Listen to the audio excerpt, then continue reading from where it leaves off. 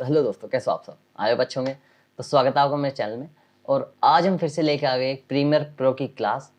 तो आज की क्लास में हम बात करने वाले हैं वही अपने टूल्स के बारे में। इससे पिछली क्लास में मैंने एक या दो टूल्स आपको बता चुका हूँ मैं। तो यदि आपने वो क्लास नहीं देखी तो मैं उनका लिंक जो है वो डिस्क्रिप्शन में डाल दूंगा, वहाँ से उसे चेकआउट कर सकते हो और उसे देख सकते हो। तो अब हमारा नेक्स्ट टूल स्टार्ट हो रहा है, तो चलिए स्टार्ट करते हैं। तो इससे पिछली क्लास में हमने दो टूल्स कवर करे थे। एक सिलेक्शन टूल था हमारा और एक था हमारा ट्रैक सिलेक्शन टूल। ठीक है, तो दो टूल जो है हम पिछली क्लास में कवर कर चुके हैं। तो अब जो हमारा नेक्स्ट टूल है वो आता है हमारा रिपल एडिट टूल। ये आपका तीसरे नंबर में मिल जाएगा, रिपल एडिट टूल। तो अब जैसे आप इस पे लेफ्ट क्लिक करे रखोगे 1-2 सेकंड के लिए, तो आपको यहाँ पर 3 टूल्स मिलेंगे इसमें, जो कि रिपल एडिट टूल के ही डिफरेंट पार्ट है। तो इनके बारे में आज हम जानने वाले हैं, रिपल एडिट टूल। और यहाँ पर एक है रोलिंग एडिट टूल और एक है रेट स्ट्रेच टूल। ठीक है, तो इन तीनों के बारे में आज हम जानने वाले हैं। तो सबसे पहले हम रिपल एडिट टूल के बारे में ही जानने वाले हैं। तो आप यहाँ से इसे सबसे पहला जो ये है रिपल एडिट टूल, इसे सेलेक्ट कर लेंगे। तो अब इसे जैसे आप अपनी टाइमलाइन पर लाओगे तो आप देखोगे कि कहीं कहीं ये शो नहीं करने का। इसमें एक रेड जो है वो लाइन आ जाएगी, जिससे कि ये शो करता है कि ये भी यहाँ पर अप्लाई नहीं हो सकता। कि जहाँ पर भी इस टूल्स में आपको रेड लाइन शो हो जाएगी वहाँ पर ये अप्लाई नहीं करेगा। अब देखो कि यदि मैं इस पर नीचे क्लिप पर, अपनी वीडियो क्लिप पर ये लाता हूँ, तो अब आप देखोगे अभी भी इसमें रेड लाइन आ रखी है। तो अभी ये यहाँ पर मैं अप्लाई, देखो इसे कहीं नहीं कर सकता। अब जैसे ही मैं क्लिप के या तो लेफ्ट की साइड या राइट की साइड मूव करता हूँ, अब आप देखोगे मैं फिलहाल लेफ्ट की साइड से मूव करता हूँ, तो अब आप देखोगे इस पर एक आपको ई शेप का आइकन आ गया है, जिससे कि अब जो है मैं इसे अप्लाई कर सकता हूँ। अब जैसे ही मैं इसे थोड़ा राइट की तरफ ले जाता हूँ, अब देखो फिर से ये आपका जो है रेड लाइन आ जाएगी। तो इसका मतलब ये है कि ये यहाँ पर शो नहीं होगा। तो जैसे ही मैं इसे कॉर्नर पे ले जाता हूँ, तो आप देखोगे ये जो है ई शेप का जो आइकन है वो शो रखा है। अब फिलहाल इसका जो फेस है वो अंदर की ओर है। अब जैसे मैं इसे और थोड़ा बाहर की ओर मूव करता हूँ, तो अब देखोगे जो इसका फेस है वो बाहर की तरफ है। तो इसका मतलब ये है कि ये जो है टूल्स वो या तो किसी क्लिप के कट, जैसे कि मैं इसके बीच में एक कट लगा देता हूं यदि, तो अब आप देखोगे कि यहां पर ये शो कर जाएगा। तो इसका मतलब ये है कि ये जो टूल है वो आपकी क्लिप के कट पर या लास्ट में या स्टार्टिंग पर ही अप्लाई होगा। तो मीन्स ये है कि जो इसके कॉर्नर है उस पर ये अप्लाई होगा। तो ये काम कैसे करता है वो देख ले।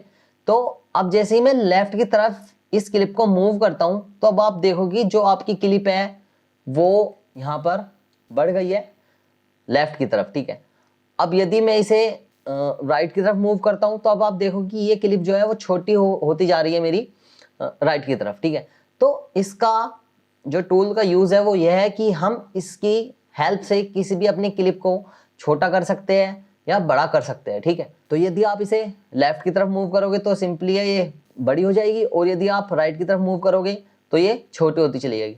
अब एक चीज और देखने के लिए, मैं फिलहाल सिलेक्शन टूल ले रहा हूं। अभी इस क्लिप को मैं ऊपर उठाकर रख देता हूं। अब यदि मैं लेता हूं वही अपना रिपल एडिट टूल, अब इसके राइट में आप देख रहे हो जो अभी इसका जो आइकन है वो अंदर की ओर शो हो रहा है। तो अब यदि मैं इसे राइट की तरफ मूव करता हूं, तो आप देखोगे राइट की तरफ आपकी क्लिप है वो बढ़ गई है। अब यदि मैं इसे लेफ्ट की तरफ मूव करता हूं तो ये छोटी हो गई है। ठीक है, तो इसकी मदद से आप जो अपनी क्लिप है उसका साइज बढ़ा सकते हो और कम कर सकते हो।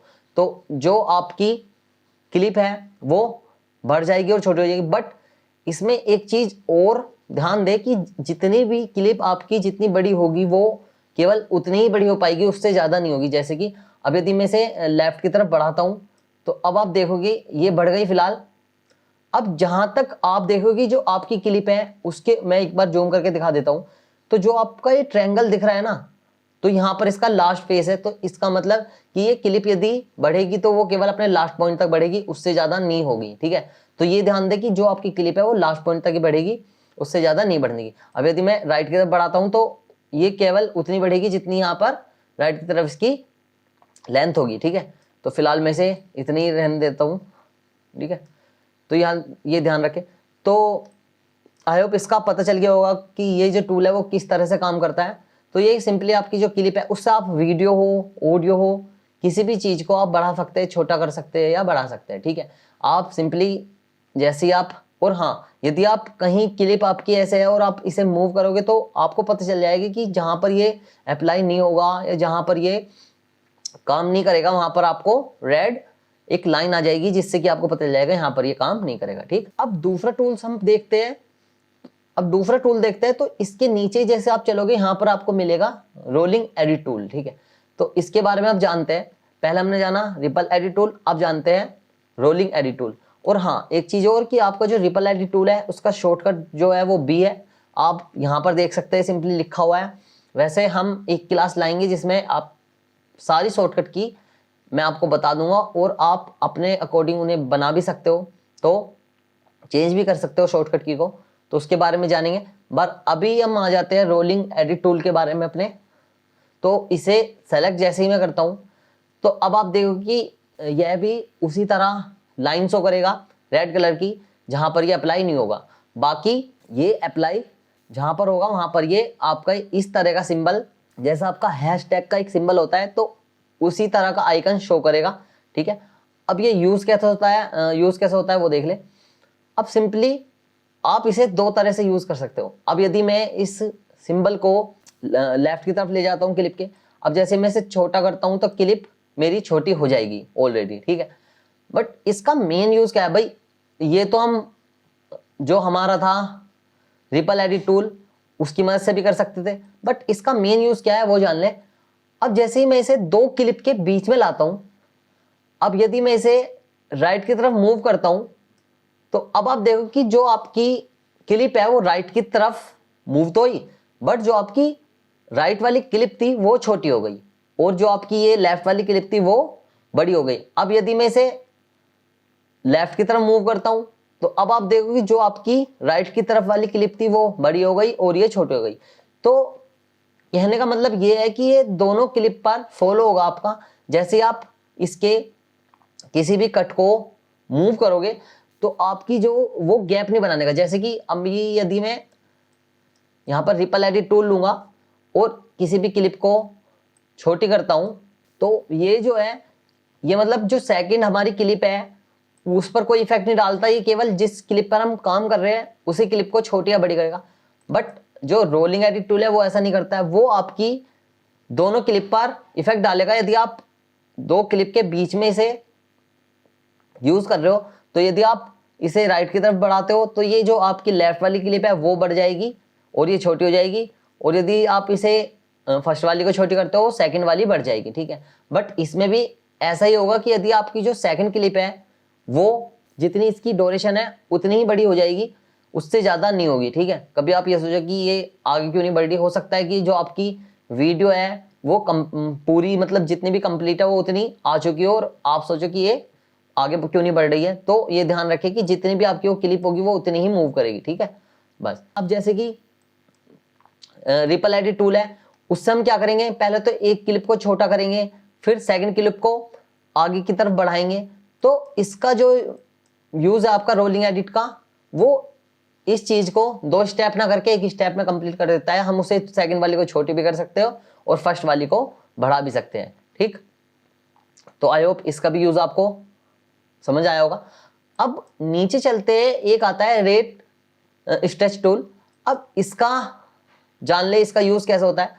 तो यह भी वही है कि जहां पर अप्लाई नहीं होगा वहां पर ही आपका रेड जो लाइन है वो शो कर देगा। इसके लिए ना मैं एक क्लिप अलग से मतलब ले लेता हूं, क्योंकि यहाँ पर थोड़ी घिचपिच हो गई है तो इससे मुझे इंफॉर्मेशन नहीं मिल पाएगी ढंग से। तो यहाँ पर जो है मैं एक क्लिप पुट कर लेता हूँ।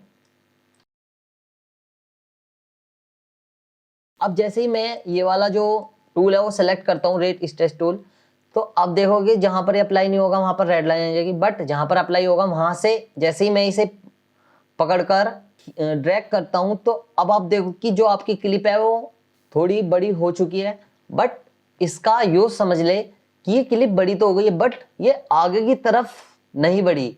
ये जितनी मेरे पास वो क्लिप थी ना, उसमें ही इसने स्पीड कन्वर्ट करके मुझे वो क्लिप दे दी। जैसे कि अब यदि मैं इसे छोटी कर देता हूं, तो अब आपको इस क्लिप में एक ड्यूरेशन दिख रही होगी नंबर की कि 97.87 या कितनी भी हो सकती हो। यदि मैं इसे बढ़ा देता हूं थोड़ी, तो हो सकता है वो बढ़ जाए, जैसे कि 68.29। तो इसका मतलब ये है कि अब जो एक मेरी क्लिप है कि जितनी मैंने क्लिप ली उसमें इसने अपने अकॉर्डिंग इसकी जो ड्यूरेशन है उसमें स्पीड कवर कर दी, जिससे कि जो मेरी क्लिप है वो बड़ी हो गई, छोटी हो गई। क्लिप बड़ी छोटी नहीं हुई है, कहने का मतलब यह है कि जो इसकी स्पीड है वो कम हो गई है या ज्यादा हो गई है। अब पता कैसे चलेगा? जैसे ही आप इसे प्ले करोगे तो अब आप देखोगे जो आपकी क्लिप है थोड़ी स्लो हो गई है। अभी थोड़ा नहीं पता चलेगा, मैं थोड़ी से और बढ़ा देता हूं, तो अब आप यहाँ पर देखोगे, यहाँ पर 33.33% इसकी जो स्पीड है वो हो चुकी है। अब जैसे ही मैं इसे मूव करता हूँ, आप देखोगे जो मेरी क्लिप है वो बहुत ही स्लो चल रही है।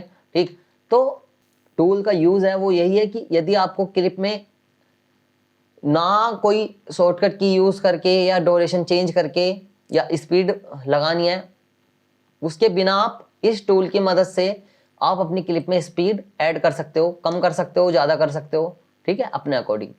तो इसका जो टूल्स का यूज है वो यही है कि आप अपनी क्लिप में स्पीड लगा सकते हो, कम कर सकते हो, ज्यादा कर सकते हो। यदि आप इसे क्लिप को जितना बड़ा करोगे उतनी जो आपकी स्पीड है वो कम हो जाएगी, और यदि आप इसे छोटा करते हो क्लिप को, जितनी, कहने का मतलब है जितनी आपने ली है उसे छोटा करते हो, तो ये आपकी स्पीड तेज होगी। और यहाँ पर आपको इसमें इंफॉर्मेशन मिलती रहेगी कि आपकी क्लिप जो है कितनी परसेंट स्पीड इसमें है अब, या कितनी परसेंट नहीं है। ठीक है, या कितने परसेंट स्पीड ज्यादा है या कितनी परसेंट स्पीड कम है। अब जो नॉर्मल वीडियो क्लिप होती है उसमें यहाँ पर 100% लिखा होता है, बट अब यहाँ पर 72 है, तो कहने का मतलब ये है अब जो स्पीड है वो इसकी कम है। अब यदि मैं इसकी ज्यादा कर दूंगा तो यहाँ पर देखो 154 हो गई है, तो कहने का मतलब ये जो 100 थी उससे अब थोड़ी स्पीड ज्यादा हो गई है, तो यानी कि ये और फास्ट मूव करेगी। ठीक है, तो इसका टूल का यूज यही है कि आप अपनी क्लिप को स्पीड बढ़ा सकते हो उसकी, और स्पीड कम कर सकते हो। ठीक है, उसकी ड्यूरेशन के अकॉर्डिंग। हाँ, ध्यान रखें, यदि स्पीड बढ़ती है तो ड्यूरेशन आपकी वीडियो क्लिप की कम होगी, और यदि स्पीड घटती है तो वीडियो जो ड्यूरेशन क्लिप की वो ज्यादा होगी। हम आगे भी जानेंगे शॉर्टकट की मदद से कि हम इसकी ड्यूरेशन जो है स्पीड को कैसे कम कर सकते हैं, बढ़ा सकते हैं। बट अभी आप टूल की मदद से इसे जान लो कि हम टूल की मदद से इसे कैसे बढ़ा सकते हैं और कम कर सकते हैं। ठीक है, तो आपको ये तीनों टूल समझ में आए? तो आज के लिए इतना है। आई होप आपको क्लास अच्छी लगी होगी। तो आगे भी अभी टूल हमारे बाकी है, तो इनके बारे में आने वाली क्लास में जानेंगे। तो आज के लिए इतना ही, मिलता है फिर नेक्स्ट क्लास के साथ।